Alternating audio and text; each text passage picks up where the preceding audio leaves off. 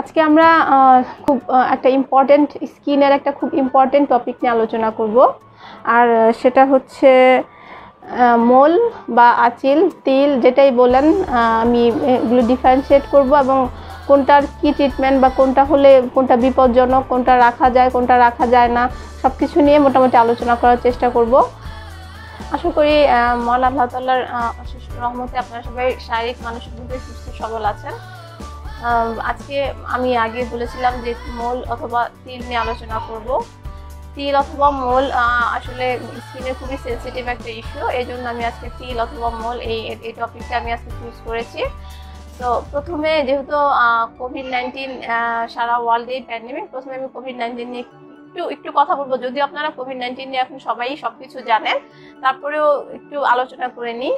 আমরা সবাই হচ্ছে যে একটা বিষয়ে একমত যে যতই আমাদের ইমিউনিটি বাড়ানো যায় কোভিড-19 এর এগেইনস্টে আমরা ততটাই ফাইট করতে পারবো। তো এক্ষেত্রে ইমিউনিটি বাড়ানোর জন্য আমরা কি করতে পারি? আমরা হচ্ছে খাবার বেশি খাবার, জিঙ্ক যুক্ত, ভিটামিন ডি যুক্ত, ভিটামিন সি যুক্ত খাবারগুলো আমরা যত বেশি করে খাবো তত বেশি দেখা যাবে যে আমাদের ইমিউনিটি বাড়বে। তো জিঙ্ক যুক্ত খাবার, আমরা জানি যে জিঙ্ক আমাদের শরীরে খুব ইম্পর্ট্যান্ট একটা মিনারেল। এটা সাধারণত আমরা মাছ থেকে পেয়ে থাকি, এছাড়াও হচ্ছে মাশরুম এবং ডিমের কুসুম থেকে পাই। ভিটামিন ডি এর খুব ফ্রি একটা সোর্স হচ্ছে সূর্যের আলো। এছাড়াও ফ্রি ভিটামিন ডি আমরা পেতে পারি সূর্যের আলো থেকে। প্রতিদিন 80% মতো ভিটামিন ডি কিন্তু আমরা সূর্যের আলো থেকে পাই। অন্য ভিটামিন ডি এর সোর্সগুলোর মধ্যে আছে দুধ জাতীয় খাবার, ডিম, এগুলো। তো এগুলো তো আছেই, এগুলো আমরা যত বেশি খাবো আমাদের ইমিউনিটি তত বেশি বাড়বে। তো আজকে আমরা কিন্তু করোনা নিয়ে আলোচনা করব না। আজকে আমাদের টপিক হচ্ছে মোল বা তিল। যেহেতু এই টপিকটা নিয়ে অনেকেই আমাকে ইনবক্স করে, অনেকেই অনেক কিছু জানতে চায়, এই জন্য আমি আজকে এই টপিকটা চুজ করেছি। সো আপনারা যারা জয়েন করেছেন তারা প্লিজ আপনাদের ওয়াল থেকে লাইভটা একটু শেয়ার করে দেন, যেহেতু জিনিসটা খুবই ইম্পর্টেন্ট, সবাই জানা দরকার। আপনাদের আত্মীয় স্বজন হয়তো যা জানতে পেরে উপকৃত হবেন। সো শেয়ার করে দিতে পারেন আপনারা।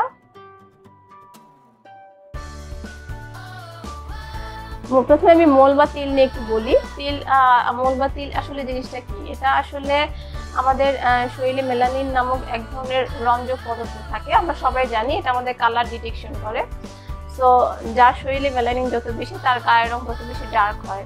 তো দেখা যায় যে বংশগত কারণে অথবা কিছু ঔষধ যদি আমরা খাই কন্টিনিউয়াস সময় ধরে, অথবা কোনো কারণে যদি আমাদের রোগ প্রতিরোধ ক্ষমতা শরীরে কমে যায়, সেক্ষেত্রে দেখা যায় যে আমাদের শরীরে মোল তৈরি হয়। এছাড়া কারো জন্মগত কারণেও মোল অথবা আঁচিল বা তিল দেখা যায়। আমি আঁচিল বা তিল আজকে বলি, যেহেতু আঁচিল বা তিল বললে সবাই বুঝতে পারবে।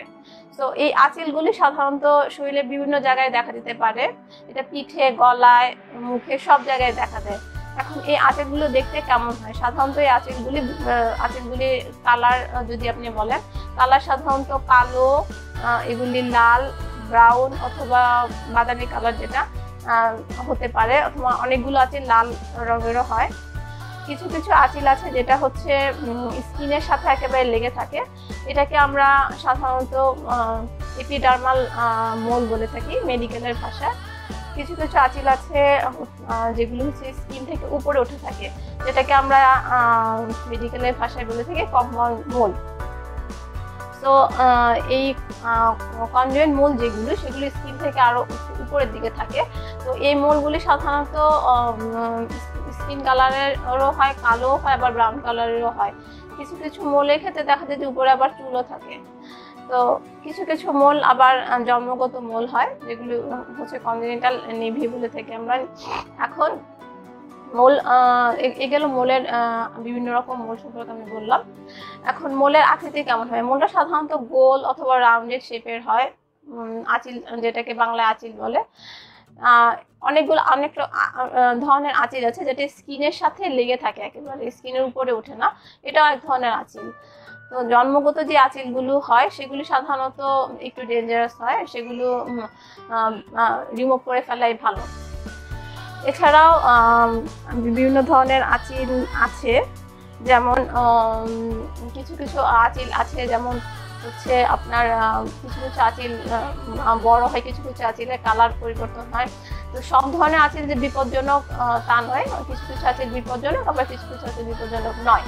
এখন কোন ধরনের আঁচিল বিপজ্জনক, কোন ধরনের আঁচিল বিপজ্জনক নয়, সেটা আপনারা কিভাবে বুঝবেন? সেটার কিছু ক্রাইটেরিয়া আছে। যেমন প্রথমে যদি আমি বলি, তাহলে এটার হচ্ছে আপনার আকার। যেসব আঁচিলের আকার ধীরে ধীরে পরিবর্তন হয়, সেই আঁচিলগুলি সাধারণত বিপজ্জনক হয়, সেই আঁচিলগুলি রিমুভ করে ফেলাই ভালো। এছাড়াও যদি আপনি কালারের দিকে আসেন, কিছু কিছু আঁচিলের কালার সাধারণত রং সাধারণত পরিবর্তন হয়, তো যেগুলো রং পরিবর্তন হয় সেগুলো খুবই বিপজ্জনক। এছাড়া কিছু কিছু আঁচিল দেখা যায় যে সময়ের সাথে সাথে রক্তক্ষরণ হয়, অথবা এগুলির উপরে চুল দেখা যায়, তো সেই আঁচিলগুলো বিপজ্জনক হয়ে থাকে। এছাড়াও যদি কারো বংশে স্কিন ক্যান্সারের ঝুঁকি থাকে, সেই আঁচিলগুলো বিপজ্জনক হয়। মোল বা আঁচিল এগুলো আমরা তুলে ফেলতে বলি, কারণ আপনারা জানেন যে মোল বা আঁচিল হয় হচ্ছে মেলানিন নামক যে রঞ্জক পদার্থটা, সেটা অতিরিক্ত প্রোডাকশনের কারণে। এই মেলানিন নামক রঞ্জক পদার্থটা সাধারণত স্টেম সেল থেকে আসে। তো এই মেলানিন নামক রঞ্জক পদার্থটা যখন অতিরিক্ত কোনো জায়গায় জমে, তখন সেখান থেকে হচ্ছে মেলানোমা বা স্কিন ক্যান্সার হয়। স্কিন ক্যান্সার কিন্তু আমাদের শরীরে যেসব ক্যান্সার আছে, সেসব ক্যান্সারের মধ্যে সবচেয়ে বেশি মারাত্মক ক্যান্সার হচ্ছে skin cancer. So skin cancer মারাত্মক কারণ হচ্ছে স্কিন ক্যান্সার যখন ছড়ায়, তখন এটা হচ্ছে আপনার শরীরের সব জায়গায় খুব তাড়াতাড়ি ছড়িয়ে যায়। এই জন্য স্কিন ক্যান্সারটা কিউর করা খুব ডিফিকাল্ট হয়ে যায়। স্কিন ক্যান্সার দেখা যায় যে 10 থেকে 15 দিনের মধ্যে শরীরে বিভিন্ন জায়গায় ছড়ায়। এই জন্য স্কিন ক্যান্সারকে বিভিন্ন স্কিনের যে কোনো ধরনের ক্যান্সারের মধ্যে সবচেয়ে মারাত্মক ক্যান্সার বলা হয় স্কিন ক্যান্সারকে। সো স্কিন ক্যান্সার একটা ঝুঁকি থেকে যায় যেহেতু আঁচিলের জন্য। এই জন্য আমরা সবসময় বলে থাকি যে আঁচিল বা যেরকমই হোক সেটা রিমুভ করে ফেলতে। তো এখন খুব আধুনিক পদ্ধতি আছে আঁচিল রিমুভ করার, কারণ আমরা লেজার দিয়ে আঁচিল রিমুভ করে থাকি। আঁচিলের ক্ষেত্রে কিছু ক্রাইটেরিয়া আছে। সাধারণত কিছু কিছু আঁচিল আপনি দেখলেই বুঝতে পারবেন যে এটা ক্যান্সারের দিকে টান করছে। সাধারণত আঁচিলগুলি হয় 6 মিলিমিটার, এদের যে ডায়ামিটার সেটা 6 মিলিমিটার পর্যন্ত হয়। তো যখন এটার ডায়ামিটার 6 মিলিমিটারের বেশি আস্তে আস্তে বেড়ে যাবে, তখন আপনি বুঝতে পারবেন যে এটা হয়তো কার্সিনোমার দিকে যাচ্ছে। তখন আপনি এটা রিমুভ করার ব্যাপারে কেয়ারফুল হবেন। আবার যখন এটার বর্ডারটা দেখবেন যে আগে গোল ছিল, কিন্তু এখন আস্তে আস্তে ইরেগুলার হয়ে যাচ্ছে, তখন আপনি বুঝতে পারবেন যে এটা বিপজ্জনক হয়ে যাচ্ছে। আবার যখন আপনি খেয়াল করবেন যে এটা পেইনফুল নাকি, যখন হয়তো আঁচিলটা আগে পেইনফুল ছিল না, কিন্তু এখন আপনার কাছে পেইনফুল মনে হচ্ছে, তাহলে বুঝতে হবে যে এটা বিপজ্জনক, রিমুভ করতে হবে। অনেক সময় দেখা যায় যে আঁচিল আগে চুলকাতো না, এখন চুলকাচ্ছে, অথবা আগে এটা থেকে রক্তপাত হতো না কিন্তু এখন রক্তপাত হচ্ছে, তাহলে সেটাও বিপজ্জনক, সেটাও রিমুভ করতে হবে। এছাড়াও আপনাদের কিছু কোশ্চেন আমি দেখতে পাচ্ছি, আমি কোশ্চেনগুলো একটু নিয়ে নিই।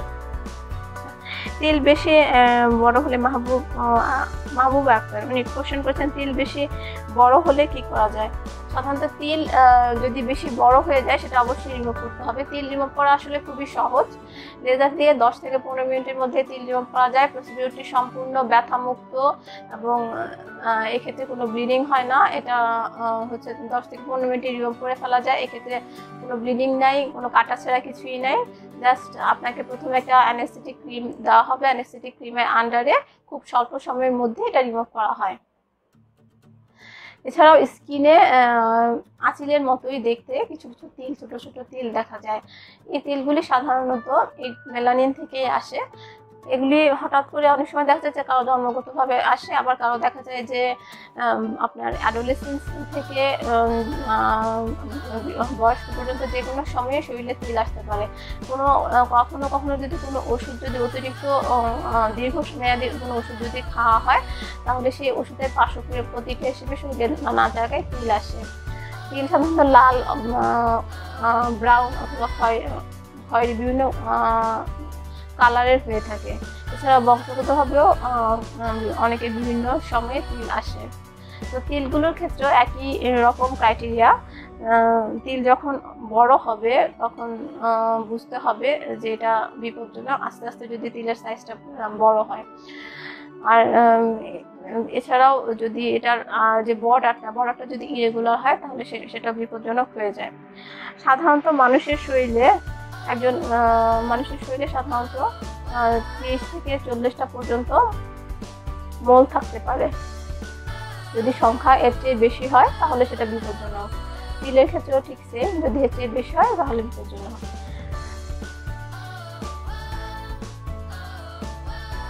আচ্ছা, আরেকজন কোশ্চেন করেছেন যে ফুল বডিতে অনেক তিল, কিছু কিছু তিল বড়, এটা কি কোনো প্রবলেম? আমি তো মনে করি যে প্রবলেম। আমি প্রথমে বলেছি যে যেসব তিল আকারে বড় হয় এবং যেসব তিলের বর্ডারগুলো ইরেগুলার সেগুলি প্রবলেম করতে পারে। তো বেটার হয় যে কোনো ধরনের তিলই রিমুভ করে ফেলা। তিলের ক্ষেত্রে কিছু কিছু সাধারণত কিছু কিছু কারণে তিল হয়, যেমন আপনাকে আমি বললাম প্রথমে বংশগত কারণে তিল হয়, আবার সূর্যরশ্মির অতিরিক্ত এক্সপোজারে যারা আসে তাদের সাধারণত তিল হতে পারে। তো এক্ষেত্রে তিল থেকে প্রোটেকশন, তিল বা আঁচিল এগুলো থেকে প্রোটেকশনের জন্য আমরা কি করতে পারি, আমরা হচ্ছে যে কোনো ওষুধ দীর্ঘমেয়াদী যদি আমাদের জীবন রক্ষার জন্য খেতেই হয় সেটা তো খেতেই হবে। এছাড়া অন্য যে কোনো ওষুধ, যেমন অনেকে পিল খায় বা যেসব ওষুধ একেবারেই অত্যাবশ্যকীয় সেসব ওষুধ হচ্ছে দীর্ঘমেয়াদী খাওয়া উচিত নয়। দীর্ঘমেয়াদী যে কোনো ওষুধ থেকে এই তিল বা মোল হতে পারে। এছাড়া সূর্যরশ্মির অতিরিক্ত এক্সপোজারে তিল হয়, তো বাইরে যাওয়ার আগে অবশ্যই সানস্ক্রিন। এছাড়া যারা ঘরে থাকে এবং রান্না করে কাজ করে তাদেরও সানস্ক্রিন ব্যবহার করা উচিত। সানস্ক্রিন ব্যবহার করলে তিল বা মোল হওয়ার আশঙ্কা অনেকটাই কমে যায়। যাদের তিল বা মোল অলরেডি হয়ে গেছে তাদের ক্ষেত্রে পরামর্শ হচ্ছে আপনারা যখন বাইরে যাবেন তখন অবশ্যই সানস্ক্রিন ব্যবহার করবেন। এছাড়া হচ্ছে সবসময় মোলটা মোল মানে আঁচিলটাকে আপনি হাত দিয়ে আপনি পরীক্ষা করে নেবেন, এটার বর্ডারটা আগে ইরেগুলার হলো নাকি, এটাকে আগে চাইতে বড় হচ্ছে নাকি, এটার সাইজের কোনো পরিবর্তন হচ্ছে নাকি, সবসময় কেয়ারফুল থাকতে হবে,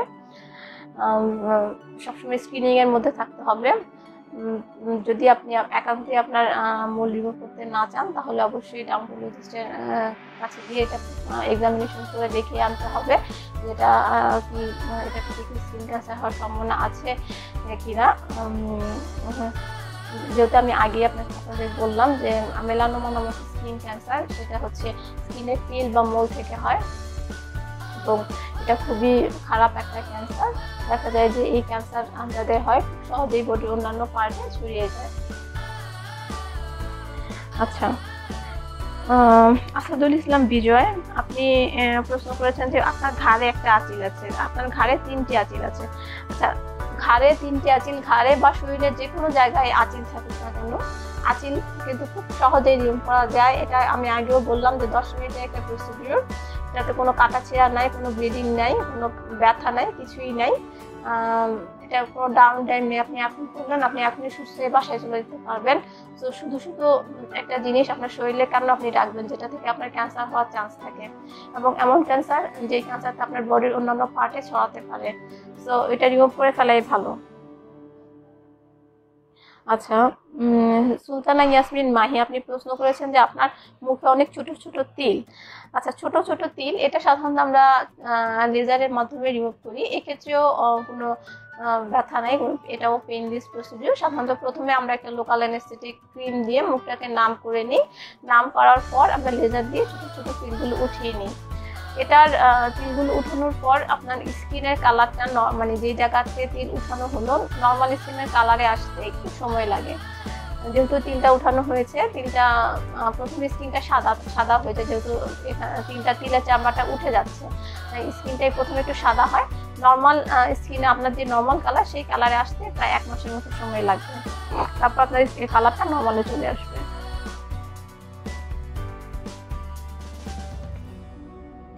আচ্ছা, মেহনাজ বিনতে মাহবুব, আপনি প্রশ্ন করেছেন যে রিমুভ করলে কি আবার হওয়ার সম্ভাবনা আছে নাকি, রেডিয়েশন ছাড়া কি রিমুভ করা যায় নাকি? আচ্ছা, রিমুভ মোল বা আঁচিল এটা যদি আপনি একবার রিমুভ করেন তাহলে এটা আর হবার কোনো সম্ভাবনা নাই। আর এক্ষেত্রে সাধারণত রেডিয়েশন আমরা ব্যবহার করি না, এটা হচ্ছে আপনার ইলেকট্রোকটারির মাধ্যমে করা হয়। ইলেকট্রোকটারি মানে হচ্ছে এক ধরনের লেজার দিয়ে এটাকে কাটা হয়।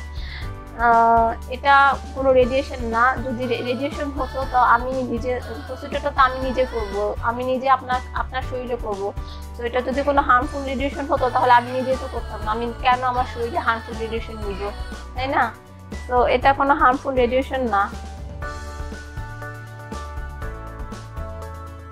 ফুল বডিতে আচ্ছা, হাসিনা রহমান আপনি প্রশ্ন করেছেন যে ফুল বডিতে অনেক তিল, কিছু কিছু তিল বড়, এটা কি কোনো প্রবলেম? প্রথমে আমি বললাম যে যেসব তিল অতিরিক্ত বড় হয়ে যায়, যেসব তিলের আকার বড় হয়, সেসব তিলগুলি হার্মফুল, এগুলো রিমুভ করে ফেলাই ভালো। তিল আরেকজন প্রশ্ন করেছেন যে তিল বেশি বড় হয়ে গেলে কি করণীয়? তিল বা আঁচিল এগুলো যেটাই থাক সেটা রিমুভ করে ফেলা ভালো। এটা থেকে মেলানোমা নামক স্কিন ক্যান্সার হয়। আর মেলানোমা নামক স্কিন ক্যান্সারটা হচ্ছে স্কিনের সবচেয়ে স্কিন ক্যান্সার হচ্ছে যত রকম ক্যান্সার আছে স্কিন ক্যান্সার, তার কারণ হচ্ছে স্কিন ক্যান্সার বডির অন্যান্য পার্টে খুব সহজেই ছড়িয়ে যায়, তার কারণে এই স্কিন ক্যান্সারকে সবচেয়ে খারাপ ক্যান্সার বলা হয়। এছাড়া স্কিন আমি আঁচিল তারপর তিল নিয়ে আলোচনা করলাম। এছাড়া আরেকটা আঁচিলের মতো দেখতে স্কিনে আরেকটা রোগ হচ্ছে ভাইরাল ওয়ার্ম। এটা সাধারণত হিউম্যান প্যাপিলোমা ভাইরাস, এক ধরনের ডিএনএ ভাইরাস থেকে হয়। এটা বেশি দেখা যায় হচ্ছে আমাদের আঙ্গুলে নিচে অথবা আঙ্গুলের ফাঁকে বেশি দেখা যায়। এটা একটু উঁচু টাইপের আঁচিল যেগুলো, সেগুলো সাধারণত হয়। এটা খুবই ছোঁয়াচে ধরনের, সাধারণত আঁচিল অথবা তিল সাধারণত ছোঁয়াচে হয় না। কিন্তু উঁচু ধরনের যে ভাইরাল ওয়ার্ড, যেটা আঁচিল আর ভাইরাল ওয়ার্ড কিন্তু অনেকেই গুলিয়ে ফেলেন। উঁচু ধরনের এক ধরনের আঁচিল আছে যেটাকে আমরা ভাইরাল ওয়ার্ড বলে থাকি, এটা একটু ছোঁয়াচে হয়, এটা একজনের শরীর থেকে আরেকজনের শরীরে ছড়ায়। এটা হিউম্যান প্যাপিলোমা ভাইরাস দিয়ে হয়। তো এটাও খুব সহজেই 10 থেকে 15 মিনিটের মধ্যে লেজার দিয়ে ছড়িয়ে ফেলা যায়, এবং এক্ষেত্রেও কোনো টোটালি পেইনলেস প্রসিডিউর, এবং এটা কোনো ডাউন টাইম নেই। এই হিউম্যান প্যাপিলোমা ভাইরাস দিয়ে যেই আঁচিলগুলো হয় বা যেটাকে আমরা ভাইরাল ওয়ার্ড ডাক্তার সেগুলো থাকি, এটা সাধারণত বডির বিভিন্ন পার্টে হয়, তবে সবচেয়ে বেশি আমাদের আঙ্গুলে এবং আঙ্গুলের নিচে, তারপর পায়ের পাতার নিচে হয়ে থাকে। এটা বিভিন্ন রকম হয়ে থাকে, সাধারণত অনেক সময় গাছের শেপে হয়ে থাকে, অনেক সময় দেখা যায় যে শরীর থেকে উপরে উঁচু হয়ে পিঙ্কিশ কালারের হয়।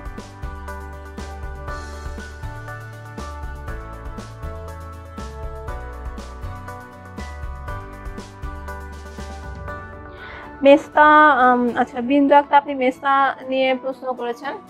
মেস্তা আসলে মেস্তা জিনিসটা হচ্ছে স্কিনের যতগুলো অসুখ আছে তার মধ্যে মেস্তা ট্রিটমেন্টটা খুবই দীর্ঘমেয়াদী। মেস্তা সাধারণত খুব সহজে যেতে চায় না, মেস্তা ট্রিটমেন্ট খুব দীর্ঘমেয়াদী, খুব অনেক সময় নিয়ে করতে হয়। তো মেস্তার ক্ষেত্রে সাধারণত মহিলাদের মেস্তা 3টা কারণে হয়ে থাকে। কারো প্রেগনেন্সিতে মেস্তা আসে, কারো হচ্ছে পিল খেলে মেস্তা আসে, আবার কারো হচ্ছে অতিরিক্ত সান এক্সপোজারের জন্য মেস্তা হয়। সো এই 3টা কজের মধ্যে আপনার কোন কজটা আছে আপনি দেখবেন, এবং এই 3টা কজের মধ্যে যদি কোনো কজ থেকে থাকে আপনি সেই কজটা থেকে বিরত থাকার চেষ্টা করবেন। যদি আপনি প্রেগনেন্ট হয়ে থাকেন তাহলে প্রেগনেন্সির পর দেখা যায় যে মেস্তা এমনিতেই চলে যায়। আর যদি পিল খেয়ে থাকেন পিলটা যদি পারেন আপনি স্টপ করে দিবেন। আপনাকে যদি সান এক্সপোজারে যেতে হয় সেক্ষেত্রে আপনি অবশ্যই ব্রড স্পেকট্রাম সানব্লক ব্যবহার করবেন। যদি আপনার কিচেনে কোনো কাজ করতে হয় অনেকক্ষণ ধরে সেক্ষেত্রে আপনাকে অবশ্যই সানস্ক্রিন ব্যবহার করতে হবে, এবং খুব ভালোভাবে 1 চামচ পরিমাণ সানস্ক্রিন মেখে তারপর রান্নাঘরের কাজে আপনাকে যেতে হবে। এছাড়াও আমরা সাধারণত মেস্তার ক্ষেত্রে টপিক্যাল কিছু ক্রিম ব্যবহার করে থাকি। সাধারণত প্রথমে আমরা হাইড্রোকুইনোনিন যুক্ত ক্রিম এগুলো দিয়ে লিগমেন্ট ফর্মুলা, যেটা হচ্ছে আপনার 3টি ক্রিমের কম্বিনেশন, সেটা আমরা দিয়ে থাকি। তো আমরা প্রথমে লেয়ারে আছে, যদি মেস্তা সাধারণত 3 ধরনের হয়, এপিডার্মাল, ডার্মাল এবং মিডল দুটার কম্বাইন যেটা সেটা। তো প্রথমে উডস্ল্যাম নামক একটা এক্সামিনেশন আছে, এই এক্সামিনেশন করে প্রথমে দেখতে হয় মেস্তাটা কোন লেয়ারে আছে।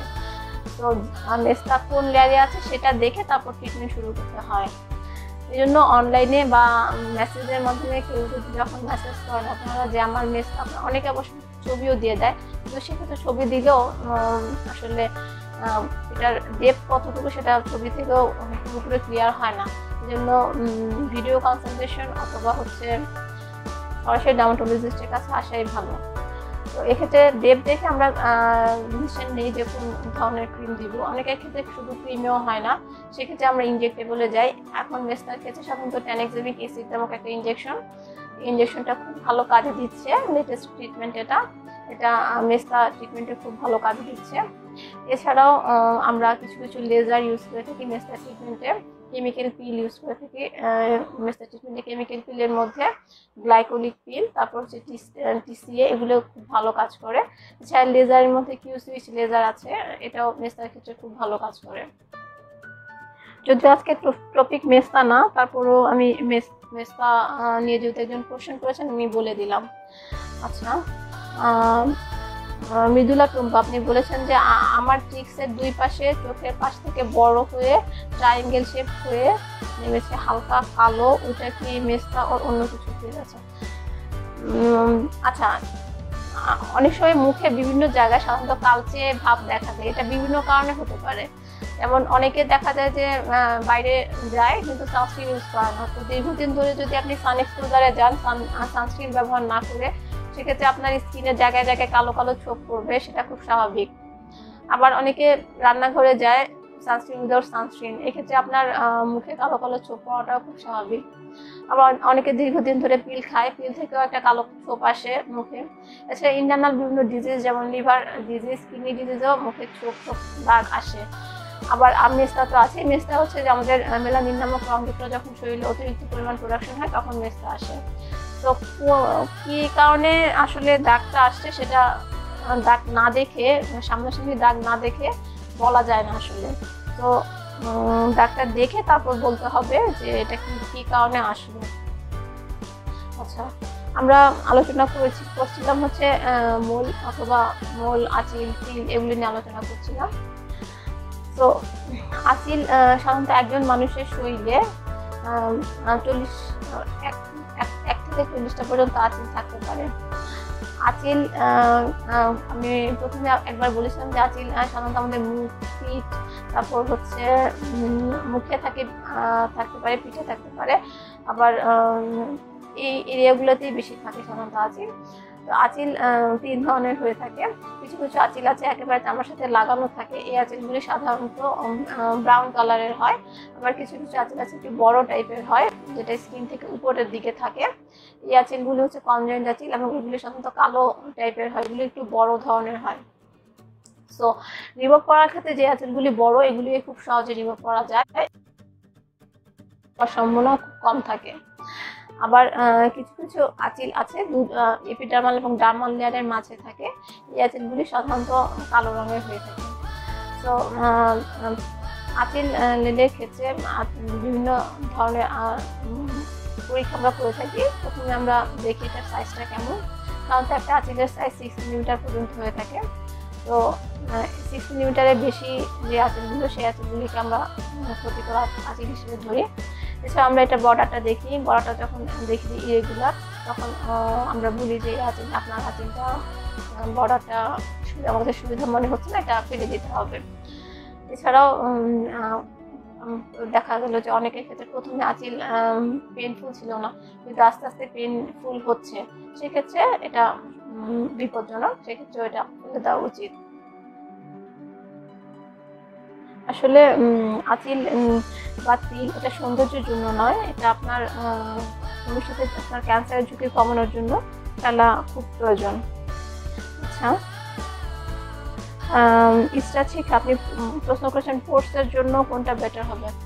পোর্সের জন্য আমরা সাধারণত প্রথমে কিছু ফেস ওয়াশ সাজেস্ট করি। সাধারণত স্যালিসাইলিক অ্যাসিড বা গ্লাইকোলিক অ্যাসিড কিছু ফোমিং জেল আছে, এই ফোমিং জেলগুলো আমরা পোস্টের জন্য প্রথমে বলেছি ইউজ করতে। পোস্টটা আসলে কি, পোস্টটা হচ্ছে আপনার যখন আমাদের যে সিবাসিয়াস গ্ল্যান্ড আছে এটা যখন অতিরিক্ত বড় হয়ে যায়, অতিরিক্ত সেল প্রোডাকশন করে, সেল প্রোডাকশনের জন্য যখন বড় হয়ে যায় তখন পোর্সগুলো ওপেন হয়ে যায় এবং এই ওপেন পোর্সগুলো থেকে একসময় একনি ডেভেলপ করে। তো তো কোর্সের ট্রিটমেন্টটাও খুব জরুরি। এতে প্রথমে আমরা ফেস ওয়াশ ব্যবহার করতে বলি, সাধারণত স্যালিসাইলিক অ্যাসিড যুক্ত ফেস ওয়াশ আমরা ইউজ করতে বলি। এতেও যদি কাজ না হয় তাহলে পুরো রিফাইনার বিভিন্ন ধরনের টপিক্যাল অয়েন্টমেন্ট আছে, টপিক্যাল ক্রিম আছে, এগুলো ব্যবহার করতে বলি। এতেও যদি আপনার পোরটা রিমুভ না হয়, অনেকদিন যেই পোরগুলি সাধারণত দীর্ঘমেয়াদী, এগুলো সাধারণত সহজে রিমুভ হয় না। সো এগুলির ক্ষেত্রে বিভিন্ন প্রসিডিউরে যেতে হয়। এক্ষেত্রে সাধারণত আমরা পিআরপি বা প্লাটিলেটলিস প্লাজমা প্রসিডিউর করে থাকি। এছাড়াও কেমিক্যাল পিল যেমন গ্লাইকোলিক পিল, স্যালিসাইলিক অ্যাসিড পিল, এগুলো খুব ভালো কাজ করে। আচ্ছা মরিয়ম আমিন, আপনি বলেছেন হেয়ার ফল কমার জন্য কি করবো? হেয়ার ফল আসলে আসলে পুরোটা একটা আমাদের ইন্টারনাল ফ্যাক্টরের উপর অনেকটাই ডিপেন্ড করে। যেমন আপনি যদি রাত জাগেন তাহলে আপনার হেয়ার ফল বাড়বে। আপনার খাবার যদি ব্যালেন্স না হয় তাহলে আপনার হেয়ার ফল হবে। প্রোটিনযুক্ত খাবার যেমন দুধ, ডিম, এগুলো হেয়ার ফল কমাতে হেল্প করে। এছাড়াও বাদাম আমাদের হেয়ার ফল কমাতে অনেকাংশেই হেল্প করে। এছাড়া হরমোনাল কারণে অনেকের চুল পড়ে, যেমন হচ্ছে আপনার টেস্টোস্টেরন হরমোন অনেকের বেশি। আমরা সাধারণত চুল পড়া পেশেন্ট আসলে হরমোনটাকে চেক করি এবং জেনেটিক হিস্ট্রি নেই। অনেকের দেখা যায় যে জেনেটিক কারণে চুল পড়ে, যেটাকে আমরা অ্যালোপেশিয়া অ্যারেটা বলে থাকি। আবার অ্যান্ড্রোজেনিক অ্যালোপেশিয়া, এটাও জেনেটিক কারণে হয়। সো চুল পড়ার বিভিন্ন কারণ আছে, কী কারণে চুল পড়ছে সেটা আগে খুঁজে বের করতে হবে। এরপর বের করে আমরা সাধারণত মেডিসিনের দিকে যাই। এক্ষেত্রে আমরা সাধারণত ভিটামিন সাপ্লিমেন্ট দিয়ে থাকি। বায়োটিন পাওয়া যায় বাজারে, বায়োটিন পাওয়া যায়। বায়োটিন হচ্ছে ভিটামিন B12, এটা চুল পড়া প্রিভেন্ট করতে খুব হেল্প করে। এছাড়াও যাদের চুল পড়ে তারা মিনোক্সিডিল স্প্রে ব্যবহার করতে পারেন। এক্ষেত্রে মিনোক্সিডিল ব্যবহারের একটু সাইড এফেক্ট আছে। মিনোক্সিডিল যদি আপনার শরীরের আপনার ফেসে বা শরীরের অন্য জায়গায় লেগে যায় তাহলে সেখানে আনওয়ান্টেড হেয়ার উঠতে পারে। এই জন্য মিনোক্সিডিল ব্যবহারের পর আমরা খুব ভালোভাবে হাত ধুতে বলি।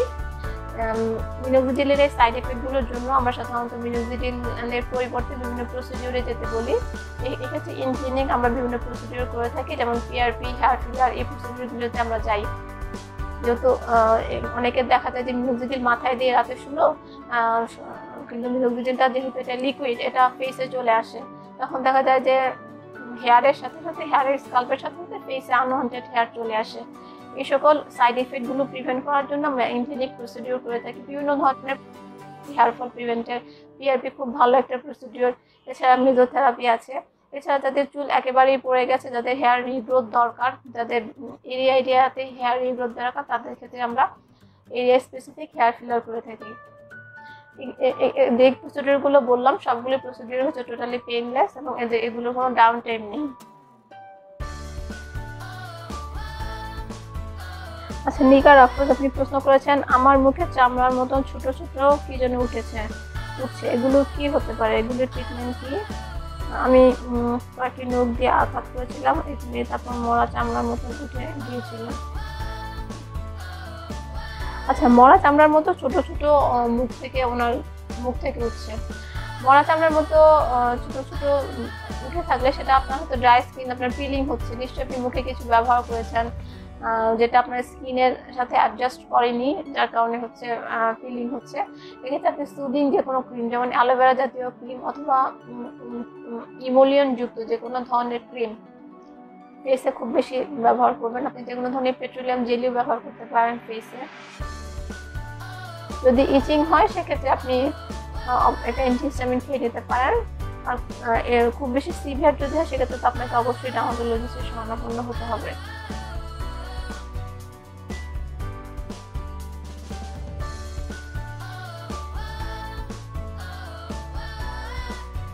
আচ্ছা রেজওয়ানা শিউলি, আপনি বলেছেন যে পেট ঝুলে গেছে। পেট ঝুলে যাওয়ার অনেক অপশন আছে আমাদের কাছে, অনেক ধরনের ট্রিটমেন্ট আছে পেট ঝুলে যাওয়া ট্রিটমেন্টের। এক্ষেত্রে ইনজেক্টেবল বিভিন্ন প্রসিডিউর আছে। আমরা সাধারণত পেটটা ঝুলে যায় বিভিন্ন কারণে পেট ঝুলে যায়। সাধারণত দেখা যায় যে অতিরিক্ত ফ্যাট জমার কারণেই পেট ঝুলে পরে, অনেকের পেট ঝুলে যায় যেহেতু প্রেগনেন্সির সময় পেটটা অতিরিক্ত মোটা হয় বেবি এটাকে আপনার বডিতে ক্যারি করার জন্য। এরপর সেই বেবিটা যখন বের হয়ে আসে তখন চামড়াটা সেই ঝুলে যায়, সেই ঝুলা ভাবটা অনেকের ক্ষেত্রে যায় না। তো সেক্ষেত্রে বিভিন্ন ধরনের ইনজেক্টেবল প্রসিডিওর আছে।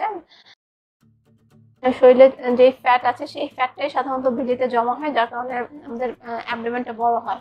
তো এই ইনজেকশনগুলোর মাধ্যমে সাধারণত ফ্যাটটাকে ভেঙে দেওয়া হয়। তো আমাদের সবার বডিতে ন্যাচারালি কিছু হরমোন আছে ফ্যাট ভাঙার। এই ন্যাচারাল হরমোনগুলো কি করে আমাদের ফ্যাটগুলোকে ভেঙে দেয়। যাদের শরীরে এই ন্যাচারাল ফ্যাট ভাঙার হরমোনগুলো কম, তাদের সাধারণত এই এরিয়াতে ফ্যাট জমে। অনেক ক্ষেত্রে দেখা যায় যে এক্সারসাইজ বা ডায়েটের মাধ্যমে এই ফ্যাটটা কমিয়ে আনা যায়, কিন্তু অনেকের ক্ষেত্রে দেখা যায় যে এক্সারসাইজ বা ডায়েট কাজ করে না। তো সেক্ষেত্রে আলটিমেটলি প্রসিডিউরে যেতে হয়। আর ডায়েট সাধারণত ওয়েট রিডাকশন অনেকটা হেল্প করে, কিন্তু এরিয়া যে ফ্যাটগুলো সেগুলো কমানোর জন্য আলটিমেটলি প্রসিডিউরে যেতে হয়।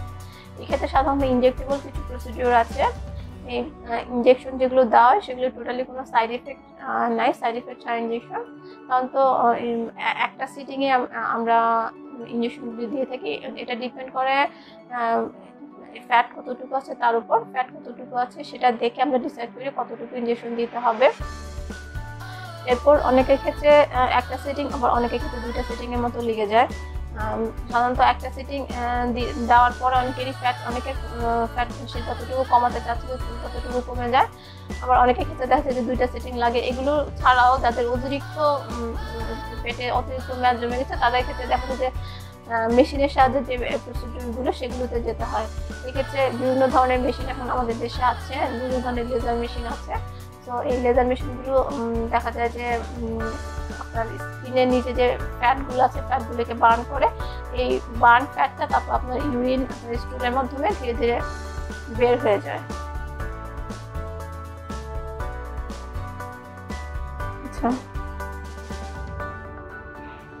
আচ্ছা, একজন প্রশ্ন করেছেন যে আমাদের শরীরে তেল কেন হয়। তেল হচ্ছে আমাদের শরীরের ন্যাচারাল ময়েশ্চার। তেল যদি না থাকতো তাহলে আমাদের স্কিনটা ড্রাই হতো, আমাদের স্কিনটা সুন্দর দেখাতো না। যার স্কিনে যত তেল কম প্রোডাকশন হবে সে তত তাড়াতাড়ি তার স্কিনের এজিং এর সাইনগুলো তত তাড়াতাড়ি আসবে। অর্থাৎ আমাদের স্কিনে সেটা আমাদের জন্য একটা ব্লেজিং এবং আমাদের ন্যাচারাল একটা ময়েশ্চারাইজিং ফ্যাক্টর। সো স্কিনের তেল কিন্তু খারাপ কিছু না, ভালো, কিন্তু অতিরিক্ত কোনো জিনিসই ভালো না। তো আমাদের তো এই অতিরিক্ত তেল প্রোডাকশন সাধারণত বিভিন্ন কারণে হয়। প্রথমত দেখা যায় যে আমাদের বয়সন্ধির সময় অ্যাডোলেসেন্স পিরিয়ডে হরমোনাল কারণে অতিরিক্ত তেল প্রোডাকশন হয়। এরপর দেখা যায় যে অনেকের ক্ষেত্রে আমরা যখন আমি আলোচনা করছিলাম অতিরিক্ত ওয়েলি স্কিন নিয়ে। সো একজন প্রশ্ন করেছিল যে তার স্কিন অতিরিক্ত ওয়েলি। তো আমি কজগুলো মোটামুটি বলে দিয়েছি যে অতিরিক্ত ওয়েলি স্কিন কী কারণে হতে পারে। আমাদের স্কিনে যে কোনো ধরনের প্রোডাক্ট সাধারণত আমরা অ্যাডোলেসেন্স পিরিয়ড অর্থাৎ যখন আমাদের বয়সন্ধি শুরু হয় তখন থেকে আমরা সাধারণত স্কিনের প্রোডাক্ট ইউজ করা শুরু করি। তো এক্ষেত্রে প্রোডাক্টগুলো চুজ করার ক্ষেত্রে যদি আমরা বিশেষজ্ঞের পরামর্শ অনুযায়ী প্রোডাক্টগুলো চুজ করি সেক্ষেত্রে দেখা যায় যে স্কিন প্রবলেমগুলো অনেকটাই কমে যায়, স্কিন প্রবলেম আসার সম্ভাবনা অনেক কমে যায়। তো এছাড়াও যখন অতিরিক্ত ওয়েলি স্কিন যখন হয়েই যায় তখন সেক্ষেত্রে বিভিন্ন ধরনের প্রসিডিওর আছে, অথবা আপনি বাসায় আপনার বিভিন্ন ধরনের ফোমিং জেল ব্যবহার করতে পারেন। এছাড়া ওয়েলি স্কিনের জন্য বিভিন্ন ধরনের স্পেশাল সানস্ক্রিন আছে, সানস্ক্রিন ব্যবহার করতে পারেন। ওয়েলি স্কিনের জন্য স্পেশাল সোপ, সেরাম সব কিছু আজকাল পাওয়া যায়। শুধু দরকার হচ্ছে আপনি একজন আপনার স্কিনের ধরন বুঝে ব্যবহার করা। আপনি কারো পরামর্শ অনুযায়ী আপনি কারো কাছে শুনলেন যে এটা ভালো, তারপর আপনি এটা মুখে লাগিয়ে ফেললেন, এটা আসলে স্কিনের জন্য ক্ষতিকর।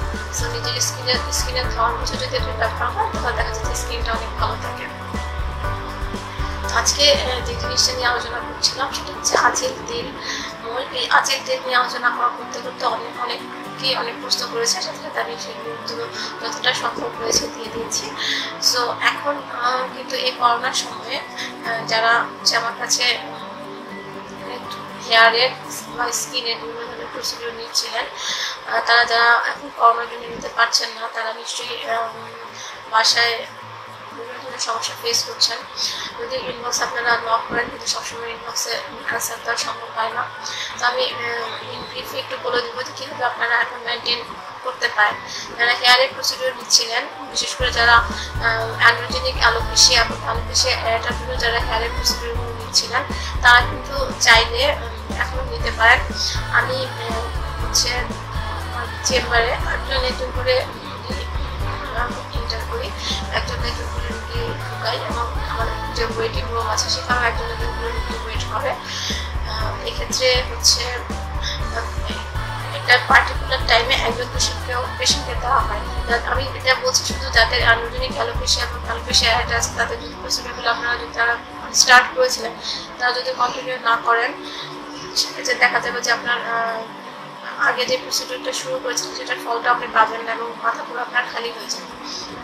সো সেক্ষেত্রে কর্নার তো একটা স্ট্রেস আছে, সেক্ষেত্রে মাথা পুরো খালি হয়ে যাবে, আলনাসে একটা স্ট্রেস, এটা যেহেতু আমাদের দেশে আমাদের সমাজের জন্য খুবই স্ট্রেসফুল একটা কন্ডিশন, বিশেষ করে মেয়েদের জন্য।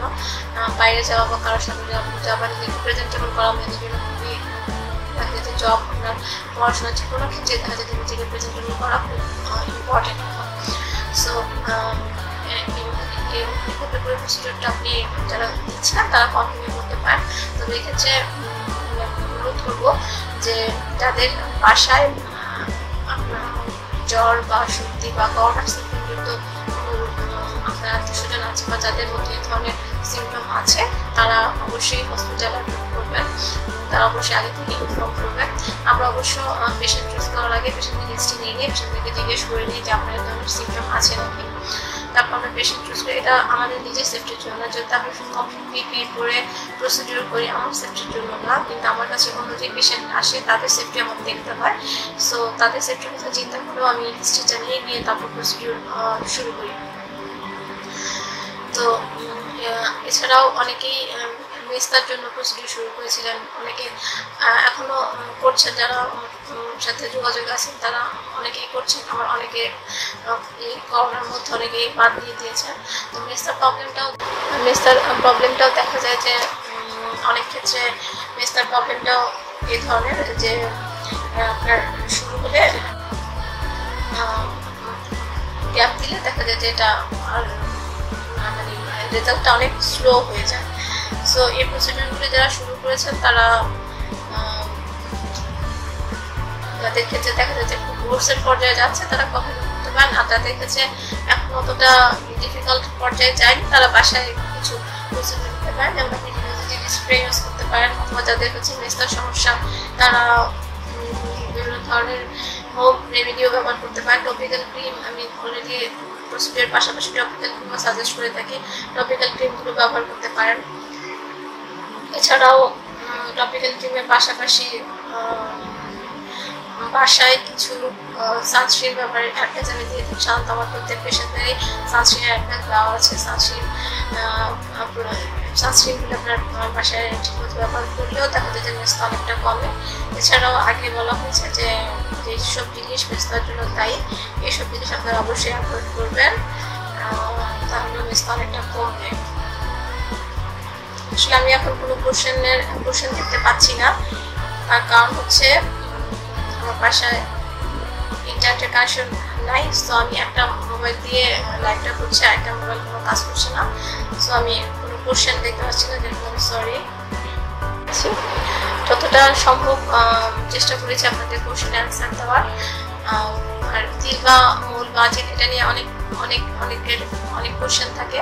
তো আমি বলবো যে আপনাদের যাদের তিল বা আজিল আছে এটা সম্পূর্ণ ব্যাধিমুক্ত একটা প্রসিডিওর এবং এটা সম্পূর্ণ ঝুঁকিমুক্ত একটা প্রসিডিওর, বরং এটা রেখে দেওয়া আপনাদের জন্য বিপজ্জনক। সো আপনারা এটা যতটা দ্রুত পারেন রিমুভ করে ফেলেন, আপনাদের জন্য এটা ভালো হবে এবং ডক্টরের সঙ্গে আমার অ্যাডভাইস থাকবে এটা রিমুভ করে ফেলা। সো সবাই ভালো থাকবেন, সবাই নিরাপদে থাকবেন এবং জরুরি প্রয়োজন ছাড়া ঘরের বাইরে বের হবেন না।